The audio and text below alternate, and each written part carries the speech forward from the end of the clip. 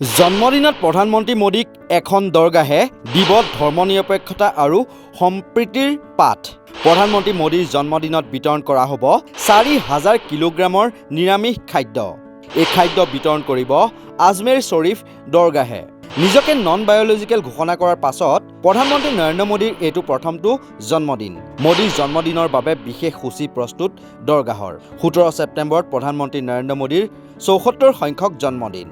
নিজকে ভগৱান বুলি ঘোষণা কৰাৰ পাছত এইটো হ'ব প্ৰধানমন্ত্ৰী মোদীৰ প্ৰথমটো জন্মদিন। প্ৰতিদিনে দেশত হিন্দু মুছলমানৰ ৰাজনীতি কৰি ফুৰা প্ৰধানমন্ত্ৰী মোদীৰ জন্মদিনৰ দিনাই এখন দৰগাহে দিব ধৰ্ম নিৰপেক্ষতাৰ শিক্ষা।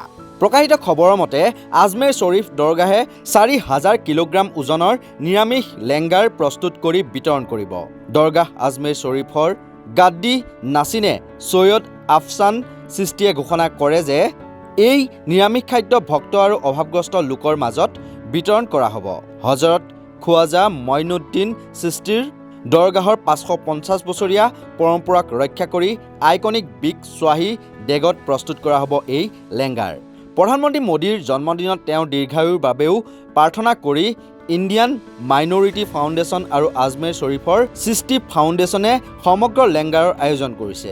দৰগাহ কৰ্তৃপক্ষই এক বিবৃতিত কৈছে যে আজমেৰ শ্বৰীফৰ বিশ্ববিখ্যাত শ্বাহী ডেগক পুনৰবাৰ ব্যৱহাৰ কৰা হ'ব, কাৰণ প্ৰধানমন্ত্ৰী নৰেন্দ্ৰ মোদীৰ জন্মদিন উদযাপন আৰু সেৱা পখৱাৰা একেদিনাই উদযাপন কৰা হ'ব। এই বিশাল দিনটোত ৪,০০০ কেজি নিৰামিষ খাদ্য প্ৰস্তুত কৰি বিতৰণ কৰা হ'ব। দেশ, জাতি আৰু সকলো মানৱতাৰ কল্যাণৰ বাবে কৃতজ্ঞতা আৰু ঐক্যৰ বাবে প্ৰাৰ্থনাৰে অনুষ্ঠানৰ সামৰণি পৰিব। এই অনুষ্ঠানটোৱে কেৱল প্ৰধানমন্ত্ৰী নৰেন্দ্ৰ মোদীৰ জন্মদিন উদযাপন কৰাই নহয়, হজৰত খাৱাজা মঈনুদ্দিন চিস্তিৰ শিক্ষাৰ কেন্দ্ৰীয় সেৱা আৰু সমাজ কল্যাণৰ মনোভাৱকো প্ৰতিফলিত কৰে বুলি দৰগাহ কৰ্তৃপক্ষই কয়। দৰগাহৰ এই পদক্ষেপে দেশত সাম্প্ৰদায়িক ৰাজনীতিৰে বিষবাষ্প বিয়পাই তোলা প্ৰধানমন্ত্ৰী মোদীৰ লগতে তেওঁৰ চৰকাৰৰ ধৰ্ম নিৰপেক্ষতা আৰু মানৱতাৰ শিক্ষা দিব বুলি এতিয়া আশা কৰা হৈছে। নেশ্যনেল ডেস্ক, নৰ্থ ইষ্ট নাও।